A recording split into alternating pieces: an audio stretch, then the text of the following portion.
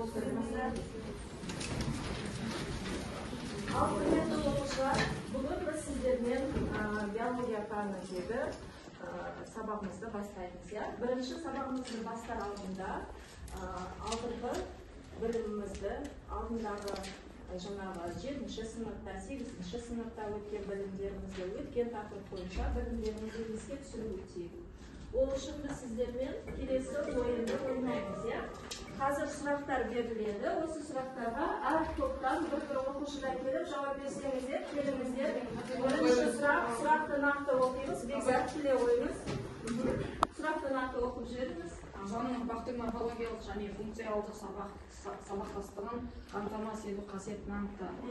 Қандай қасиет екен? Б. Тұқым қуалаушылық. Тексеріп көрейік, дұрыс. Жарайсыз, отыра қойыңыз. Келесі сұрақты топтан келіңіз. Ағеке, келе қойыңыз. Ағеке, сұрақты оқимыз, сұрақты. Тұқым қуалаушылық пен өзгергіштік заңдылығын зерттейтін ғылымды анықта. В. Генетика.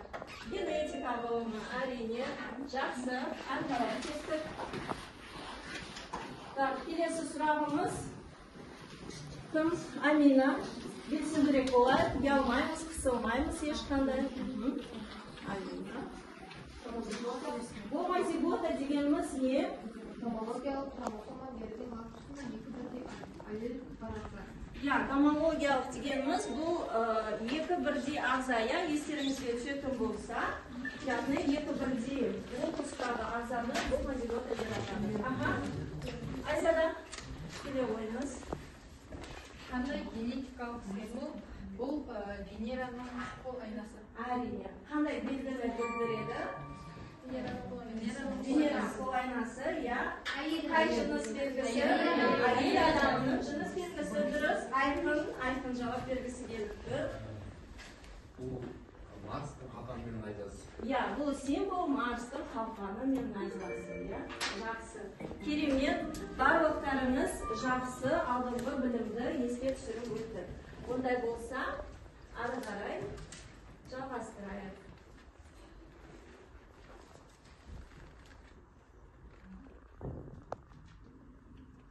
Ал енді ой қозғайық.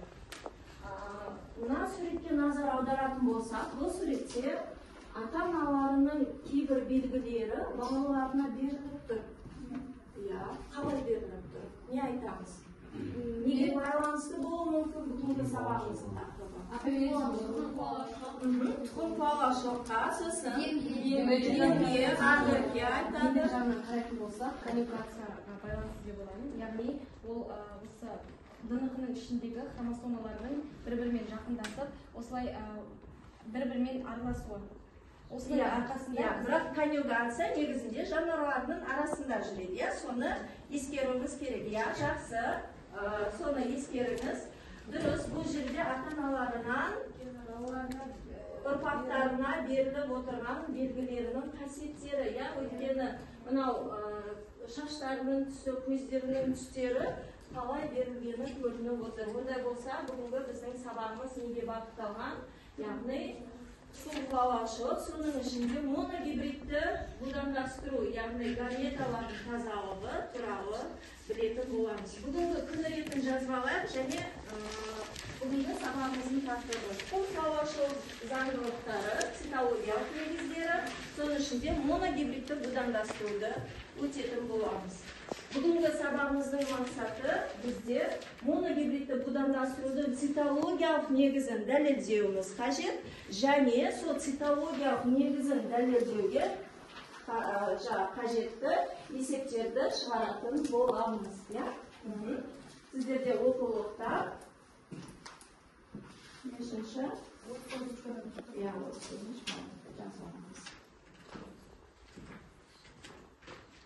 Бағалау критерийлерін намерей, моногибридті будандастырудың цитологиялық негіздерін дәлелдеуіміз қажет, және соған есептер шығарамыз. Қазір мен сіздерге топтарға бағалау парағын беремін.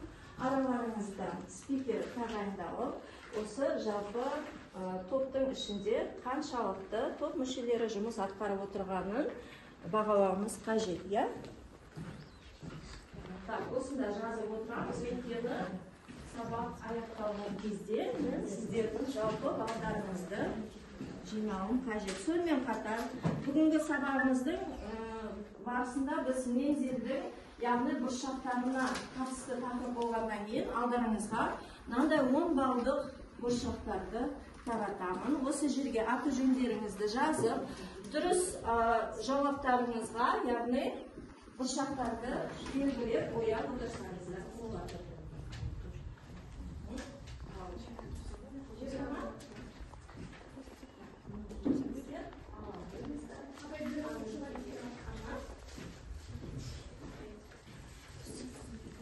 Аты жөндеріңізді жазыңыздар.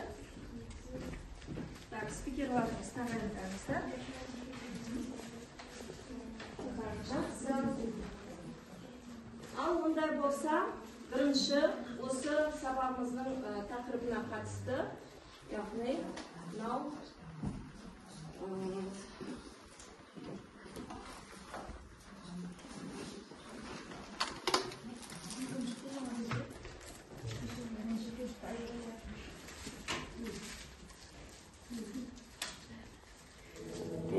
ғасырдың ортасында австриялық сопы Грегор Мендель тұқым қуалаушылықты зерттеу саласында үлкен бетбұрыс жасап, генетикалық белгілердің берілуін сипаттады. Мендель бұршаққа тәжірибе жасау барысында адамның бойы, шаштың түсі сияқты физикалық белгілердің ұрпақтан ұрпаққа ген арқылы берілетінін анықтаған. Қазіргі таңдағы Мендельдің тұқым қуалаушылық заңдары деген атпен белгілі, осы жаңалықты ол 3 негізгі қағидамен тұжырымдады. Мендельдің бірінші заңы ажырау заңы. Ол геннің физикалық белгілерге жауап беретін баламалы формалар болатынын анықтады. Олардың атауы аллельдер. Мендель бұл аллельдердің, басқаша айтқанда ген жұптарының жыныс жасушалары үзілу кезінде бөлініп, ұрықтану кезінде кездейсоқ бірігетінін ашты. Әр ұрпаққа, әр ата-анадан бір-бірден 2 аллельді ген беріледі. Мендельдің екінші заңы тәуелсіз ажырау заңы. Мендель аллельдердің бөлініп, сосын қайта бірігу тәсілі басқа гендерге байланыссыз, немесе олардан тәуелсіз екенін анықтады. Ал енді біз енді 3 тілді де жақсы меңгергеннен кейін, мынау бұршақтардың нағыз бір-бірінен қалай будандасуы. Как горох Менделя помог нам понять генетику. Урок картинки Химнес, анимация, сегмент эксперимент. Сегодня ученым известно, как вы наследуете признаки своих родителей. Они могут рассчитать вероятность наследования характерных признаков и генетических заболеваний на основе информации, полученной от родителей и семейного анамнеза. Чтобы понять, как признак передается от одного живого существа к его потомкам, нам нужно отправиться в прошлое, в 19 век, к человеку по имени Грегор Мендель. Занимаясь разведением гороха, который он выращивал в монастырском саду, он открыл принципы, определяющие наследственность.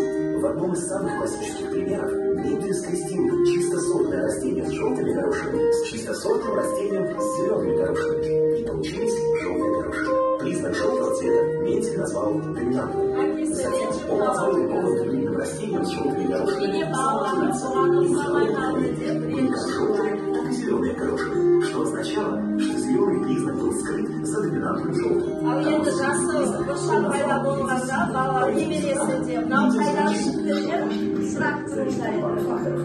из которых достается от матери, а второй от отца. Факторы называются аллелями и представляют собой разные варианты гена. Так, жаңа көріп өткендей, сіздер жалпы Мендельдің өткен тақырып бойынша осы жасаған зерттеулерін еске түсіріп өттік. Қазір бізде сіздермен осыған қатысты моногибридті будандастырудың цитологиялық негізін талдайтын боламыз. Ол үшін мен сіздерге алдымен көрсетіп шығайын. Жаңағыдай айтып өткендей, генетикалық символдар міндетті түрде мынау қандай белгі болып саналады? Ата-ананың белгісі, аналық белгі қандай? Венераның қол айнасы дұрыс. Әкесінің белгісі? X дегеніміз будандастыру белгісі. Будандастыру белгісінде Так, ал енді біз уже нелерін жазайық. Үлкен А.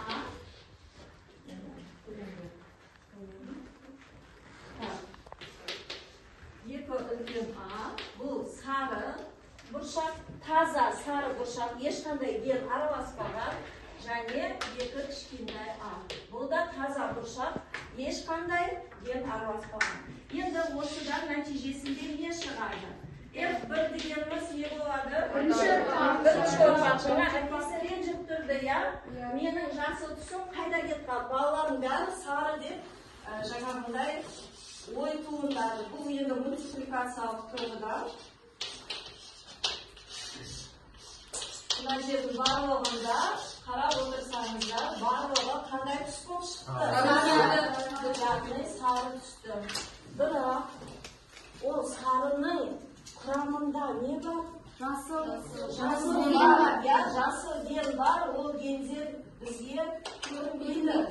Сол себептен менде бірінші заңның барлығы бірдей болғандықтан біркелкілік заңы деп аталды. Жазып алыңыздар. Мендердің бірінші заңы біркелкілік. Ал енді мендегі өзі бірінші заңын шығарғаннан кейін ол жасыл бұршақтың қайда кеткенін түсінген жоқ. Сонымен келесі көктемде ол қайтадан осы екі жасыл бұршақты өзара не істейді? Қайтадан будандастырады. Яғни бұл жерде бұның генінде будандастырғаннан кейін қандай белгі бар? Белгі, бірақ сары белгі доминантты, яғни басып тұр. Жасылы көрінбейді. Ондай болса, екінші ұрпақта қандай нәтиже шығады? Үлкен А, яғни доминантты белгі бұл таза сары. Яғни таза сары белгісі шықты. Екінші, үлкен А, кіші А. Бұл жерде сары, бірақ оның жасыл белгі бар. Үшінші, үлкен Аны алдына жібереміз. Тоже осындай шығады. И соңында жасыл түс шықты. Сонда егер жаңа адамдыкін айтатын болсақ, бірінші ұрпақ, яғни өзіңнің баласы, екінші ұрпақ ол немересі. Сол сияқты екінші ұрпақта мына белгінің барлығы не істеп тұр? Ажырап тұр. Сол себептен мендер екінші заңы не деп айтты? Ажырау заңы деді. Ажырау заңы деп атады. Осы екі заңға сүйене отырып, ол бас кезіндегі мынау жасыл белгінің бәрібір жаңағы тұқым барысында, ұрпақ барысында тұқым қуалайтынын сеніп, екі мынау жаңағы бірінші заң, екінші заң нәтижесінде ол үшінші заңын, яғни тәуелсіз тұқым қуалаушылық деп атап отыр. Тәуелсіз тұқым қуалау заңы. Яғни бұл Менделдің үшінші заңы. Енді қазір біз сіздермен дәл осындай жұмыс жасау үшін сіздерге әр топқа мынандай тапсырмалар беріледі.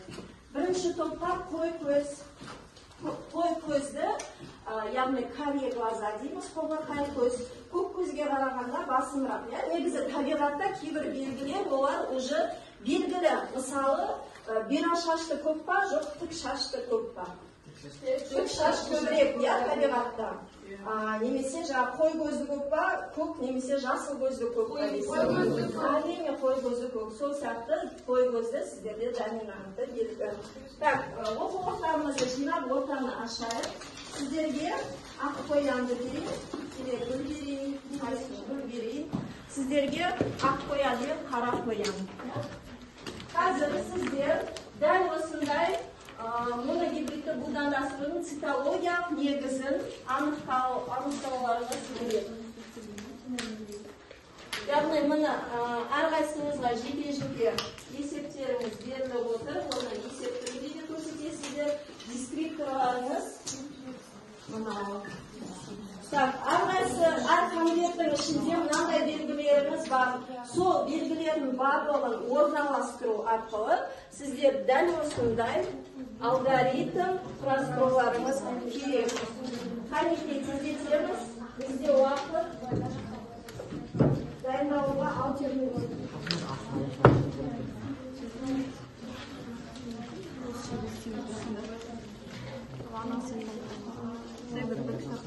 Топпен бірігіп жұмыс жасаймыз. Барлық мүшелерді жасау қажет. Ал есебін сіздер мынадан дәлелдеп қазір шығаруларыңыз қажет. Бірінші орналастырып алыңыздар. Соның нәтижесінде қазір есебін шығарасыздар.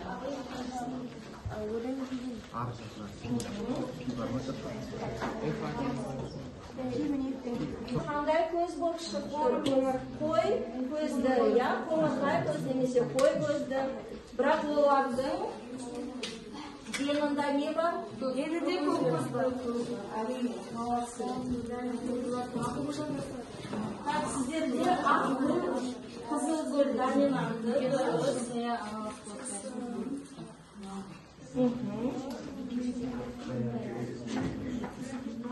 Бұған қазір есеп шығарасыздар.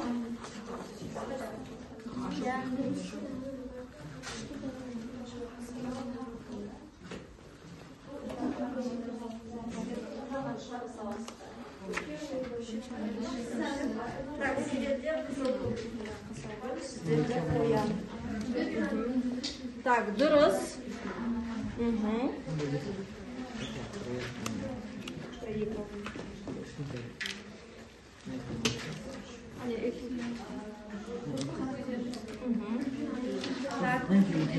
Бірінші ұрпақ. Бірінші ұрпақ. Бірінші ұрпақ міне.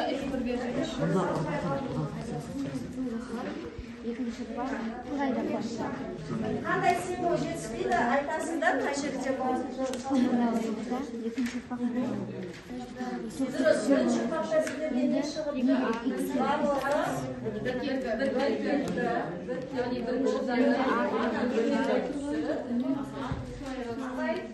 төменірек заттарыңызды жинаңыздар да, орталарыңызды ашсаңыздар, сонда нақты көрінеді.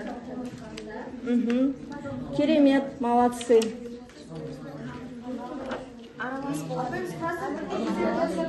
Есебін жақсы. Так, есебін осы жерге жазып, мынандай алгоритм құрастырып, болады, ол жерге де болады. Қазір осыны дәлелдеп бересіздер. Бұл жерге тек алгоритмді сақтылама? Болады. Алгоритмін жазсаңыздар болады, барлығы түгел, заттарыңыз. Жақсы. Мынағаны жазсаңыздар болады, анағаны шығарсаңыздар болады, бірақ осыны дәлелдеп берулеріңіз қажет.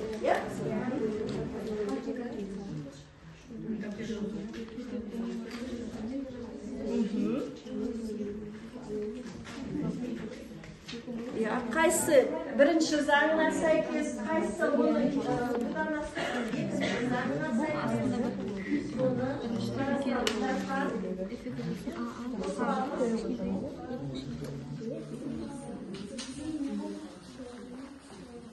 Так, спикерлар, топ мүшелері қалай жұмыс жасап отыр, соны қадағалап отырамыз. Өйткені бізде дескрипторлар көрсетіліп тұр, дескрипторларға мән беріп, сол бойынша бағалауымыз қажет.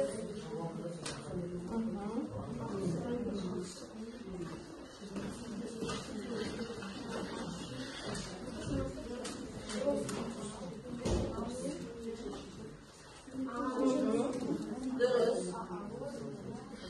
Енді молодцы. Дұрыс. Енді сіздерде екінші заң. Так, уақыт.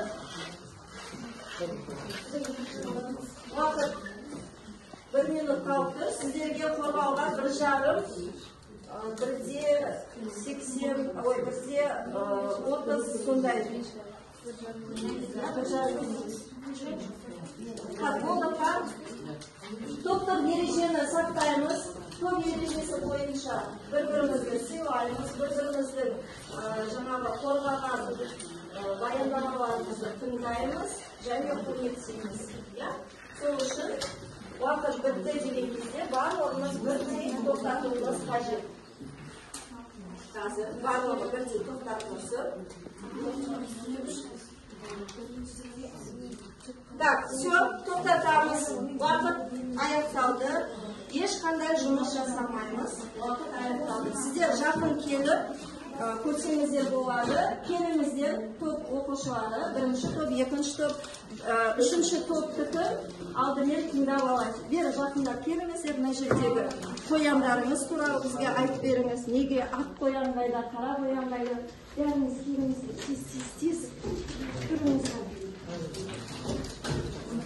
Келіңіздер, бұлай қарай көрінетіндей, өйткені қазір үшінші топ сіздерге дәлелдеп беруі қажет. Келе ғой. Мына жаққа да тұрыңыздар, көрінетіндей болсын. Ал бастаңыздар, үшінші топ оқушылары. Біздің есептеріміз бойынша берілгенінде ақ түсті қоян мен қара түсіні будандастырғанда бірінші ұрпақта ақ түсті қоян болады. Барлық қояндардың генотиптерін және фенотиптерін сипаттап жазыңдар деген. Біз ақ түсті қоян мен қара түсті қоянды будандастырған кезде ең бірінші бізде біркелкі ұрпақтар пайда болды. Бірінші заңы біркелкі заңы болды. Және оны есеп шығарған кезде, есеп шығару арқылы дәлелдей аламыз. Яғни біз бір-бірімен сәйкестендірген кезде барлығында бірдей жауап шыққаннан кейін ол біркелкі болып табылады. Ал екінші ұрпаққа келетін болсақ, біз ол бірінші ұрпақтан қайтадан сәйкестендіру арқылы, будандастыру арқылы екінші ұрпақта бізде екі ақ. Не пайда болды? Біз генотип мен фенотипін, сіздер өткен сабақта өттіңіздер генотип, фенотипін. Сол үшін генотип мен фенотипін еще бөлуіміз қажет. Фенотипі дегеніміз бұл сыртқы белгісі, сыртқы белгісі бойынша нешеуі ақ сіздерде? Үшеу. Онда нешенің нешеге қатынасы? Үштің бірге қатынасы әрине, ал генотипі бойынша ажырау заңы дұрыс. Біреуі таза,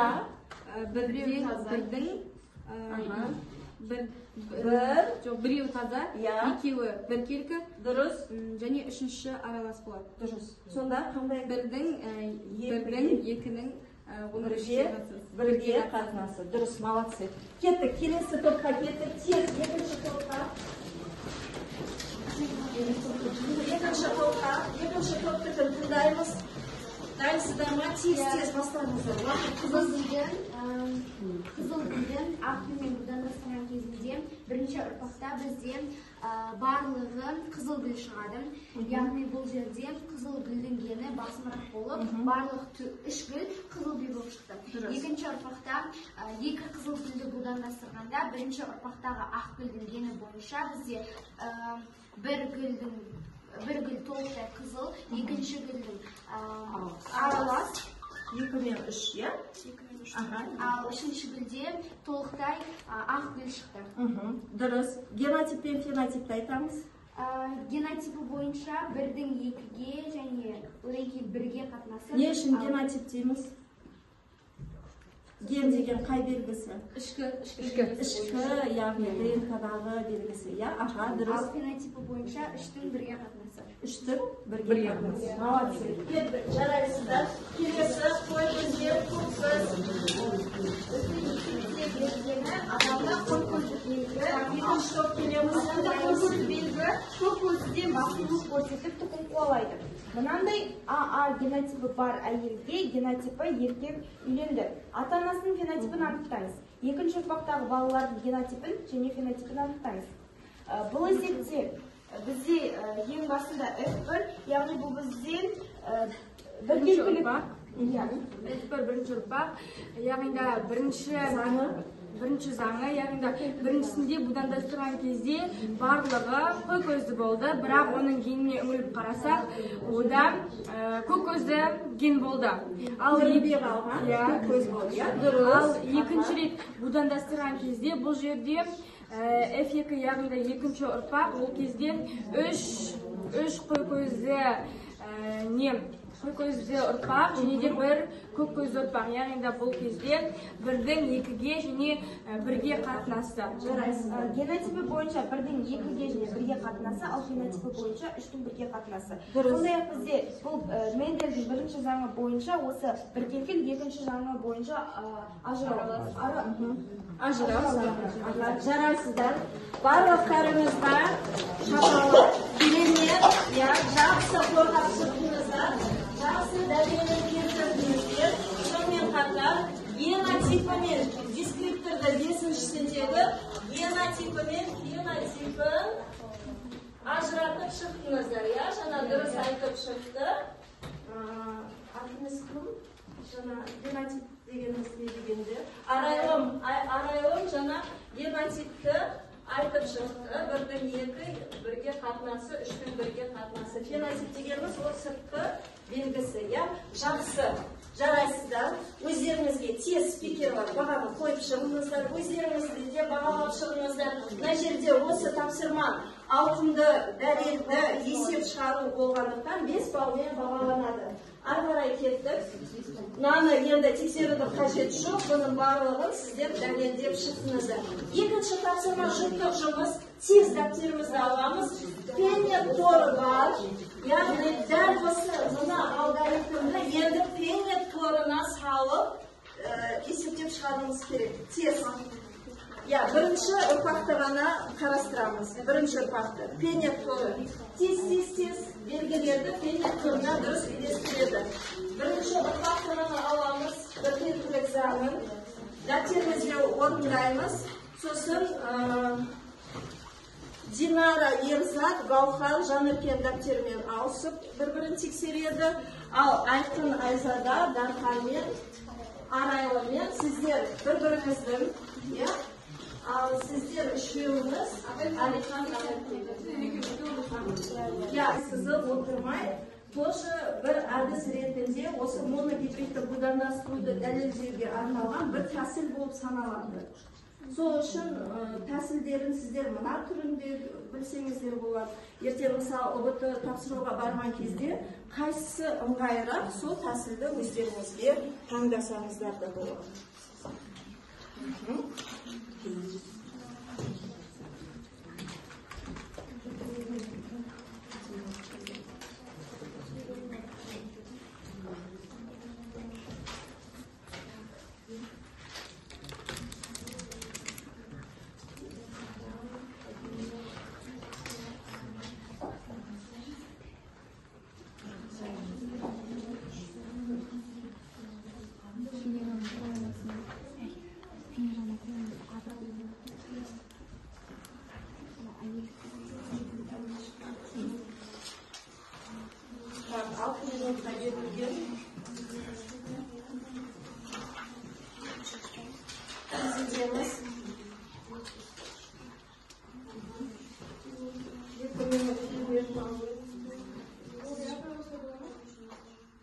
Болады, я.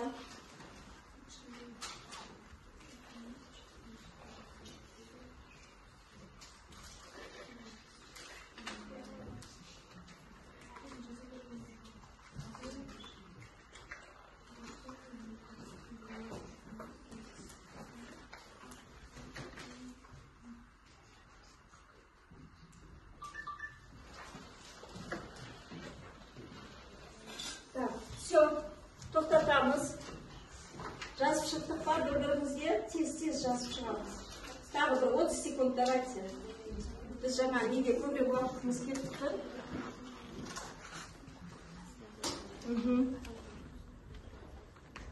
Дұрыс.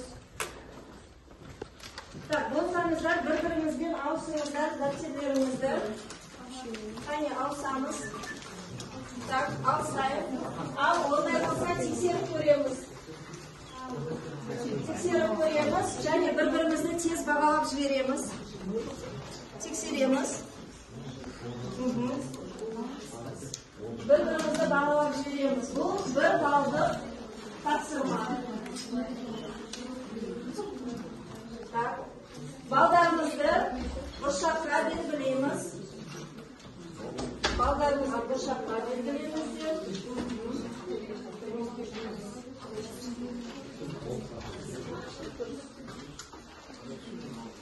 Болды ма тексеріп?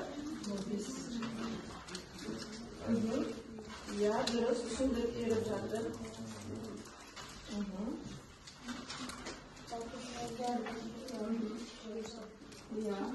Я, бір бал уже сразу айтасыз.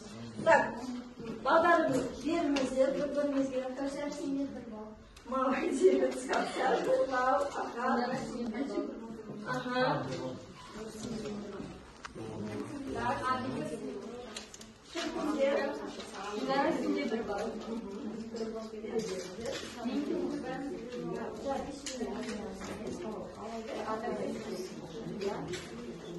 Жаңағы топтық жұмысқа барлықтарыңыз 5 балды алыңыздар, сіздер барлығыңыз бірлесіп жұмыс жасадыңыздар. Әрқайсыңыздың үлестеріңіз болды. 5 балды ол барлығыңызға алдыңыздар. Так, болды па? Белгіледік па, спикер, белгіледіңіз ба, жаңағы балдық карточкаға бағалау парағы қайда? Бағалау парағына да 5 балды бәріне белгілейсіз. 5 бал мен өзімде қарап отырдым, папа отырдым, сіздер барлықтарыңыз бірлесе жұмыс жасадыңыздар. Ал мына жерде енді кейбіреулеріңізде болды, жаңағы дұрыс түсінбей қалған жерін түсіндіріп, сызып бір-бірге беріп жаттыңыздар. Ары қарай кетті. Болды факт? Бұл факт, оны тоқтатамыз да, назарымызды бері аударамыз.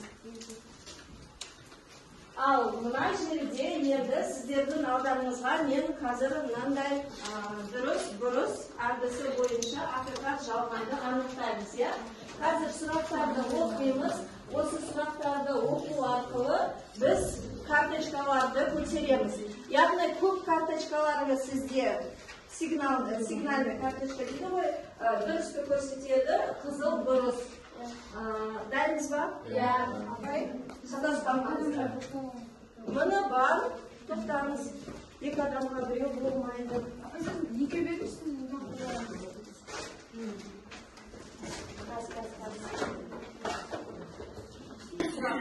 Балама белгілер гамета арқылы ата-анадан ұрпаққа беріледі.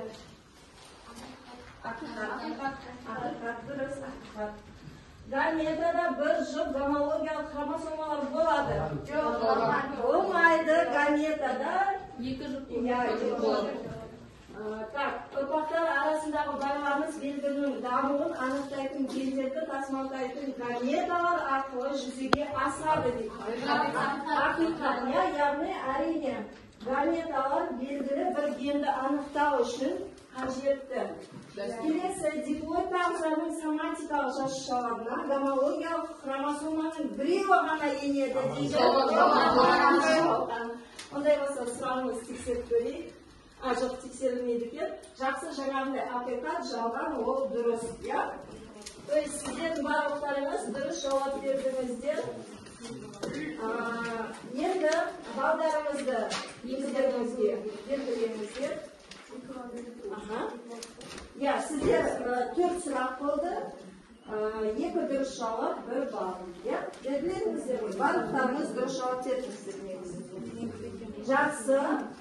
Келесі онлайн тест бар деді. Енді мына жақта сетик дұрыс ұстамайды екен. Сол үшін қазір енді қосылып көріңіздер.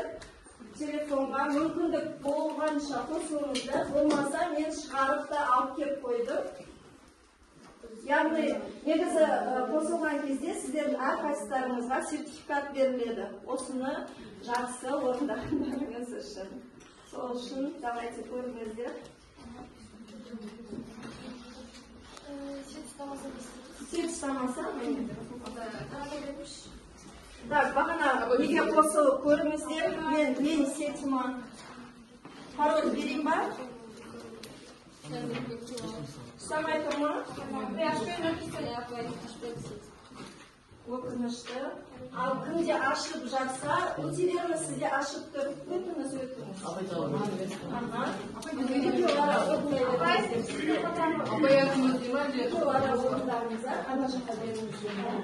Күнде ашып тұр орындарыңызда.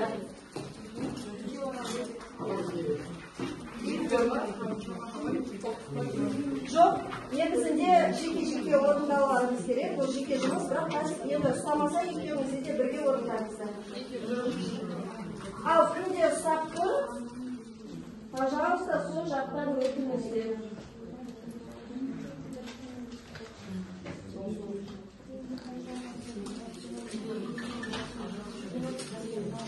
Сосын тексере саламыз, иә?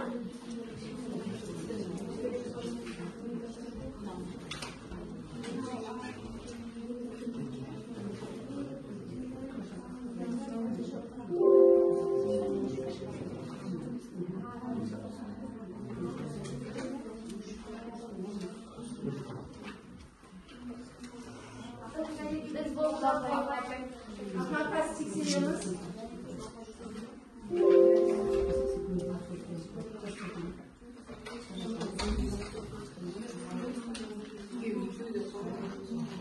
Так, bunlar olsa.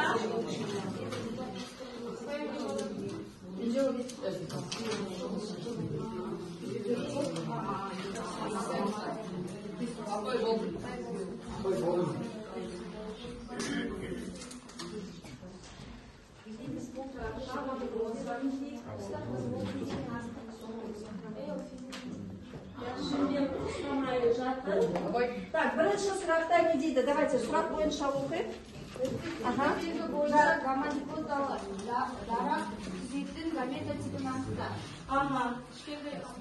Я дұрыс. Неге рецессивті бердім кішкентаймен анықтадық? Ұрпаққа беріледі, бірақ көрінбейді. Дұрыс, молодцы. Бәрінде сондай ма? Бірдікі үш, екінші сұрақ, ажырау заңында генотип неге тең болады дейді? Молодцы, умники. Ген дегеніміз не? Жақсы, Мендел заңдарындағы бірінші ұрпақтың гаметалары. Ондай болса, балаларыңызға мынандай сертификат беріледі. Негізінде сіздер тесттен өткен кезде осындай сертификат берілу керек қой, иә? Сол үшін қазір осыны сабақ аяғында таратам, немесе арайлым тез таратып жүр. Ал біз енді келесі кері байланысқа өтеміз, иә? Балалар, бүгінгі сабақта біз өте жақсы жұмыс жасадық. Қорытындыға кететін болсақ, моногибридті будандастырудың цитологиялық негізін дәлелдеу және соған қатысты есептер шығару керек болды. Шығардық па, дәлелдей алдық па, мақсатымызға жеттік па, бір-екі ауыз сөз айтып жіберіңіздерші. Тоқат. Бүгін біз осы сабағымызда моногибридті будандастыру туралы білген болатынбыз. Және де өте мен осы есепті биологиядан есеп шығарып үйрендім. Сондай-ақ мақсатына жеттім деп ойлаймын. Жақсы, керемет. Ал енді мына жерде де енді телефонмен өту керек. Негізі телефонмен өткен кезде өздеріңізге суретке түсіріп алыңыздар. Үйге барғанда сен ұстағанда өтіңіздер, мен өзім үшін де көрейін, иә? Бұл жерде кәдімгідей үлкен бұлт шығады. Сол бұлтта бүгінгі алған құнды мәліметтеріміз шығады. Айтыңыздар, енді ауызша айта салыңыздар. Қазір оқушылар, әр топтан бір-екі оқушыдан не құнды болды, не қиын болды бүгінгі сабақ сіздер үшін қалай өтті, не үйрендіңіздер? Ақеркен, айта қойш. Мен үшін бүгінгі сабақта қызық болғаны бұл биологияда будандастыру арқылы есепті шығарғанымыз. Және де мен үшін құнды болғаны бұл моногибридті будандастырудың цитологиялық негіздерін дәлелдедік. Осы сабақта бұл мен үшін қызық болды. Рахмет, жақсы. Кері байланыс. Мен үшін бұл сабақта Менделдің іш заманда толықтай дәлелдей отырып есеп шығаруымыз өте қызық болды. Сондай-ақ әрбір топқа әртүрлі мысалдармен есеп берілгені өте қызықты әрі есте қаларлықтай болды. Рахмет. Сіздердің де жұмыстарыңыз мен үшін өте құнды және есте қаларлықтай болды. Тағы да қосатыныңыз бар ма Жанар? жерде мен үшін қызықты болған топтық жұмыс болды. Ал мен үшін құнды болған бұл биология сабағында бір гендердің берілетіні, бірақ көзге көрінбейтіні. И мен үшін қиын болғаны бұл жерде топтық жұмыс болды. Неге? Себебі топқа кішкене бейімделу ма? кішкене Алдағы уақытта өзің үшін солай жұмыс жасауыңа сен өзің үлесіңді қосуың қажет. Жанерке, ешқандай уайымдамаймыз, алдағы уақытта барлығы жақсы болады. Естіді ғой қалған оқушылар? Жанеркемен бірге топта жұмыс жасауды қолға алуымыз қажет, көмектесу керек, Сол отыра ғой, рахмет. Тағы да қосар аларыңыз бір айтамыз. Уақыт. Бұл маған қызық болған сабақ, бүгінгі сабақта маған қызық болғаны, ол феномениканың және генетика жайлы өту, ал қиын болған жағы ол маған қатты қиын болған жоқ сондай. Қиын болған жақсы. Жақсы, бізде уақыт аяқталды. Барлықтарыңызға үлкен алғыс білдіремін. Бүгінгі бағалауда енді топ спикерлері жазған шығарсыздар, барлығы өте жақсы баға алды деген сенімдемін. Бүгінгі менің тағы бір мақсатым сабақ басында қойған. Сіздерге сенім арттым, осы бүгінгі сабақты жақсы өту керек деп, сол сенімді ақтағандарыңыз үшін үлкен алғыс тілеймін, сіздерге сәттілік тілеймін. Жақсы, сау болыңыздар.